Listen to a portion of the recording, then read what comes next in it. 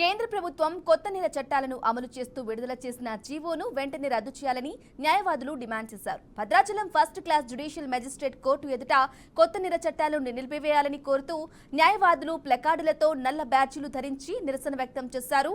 కేంద్ర ప్రభుత్వం తీసుకున్న ఈ నిర్ణయం వల్ల అమాయకులు నష్టపోతారన్నారు. ఇప్పటికైనా కేంద్రం పునఃపరిశీలన చేయాలని కోరారు. కొత్త నేర చట్టాలను ఏజెన్సీలకు అప్పచెప్పడం పట్ల న్యాయవాదులు తీవ్ర అభ్యంతరాలు వ్యక్తం చేశారు.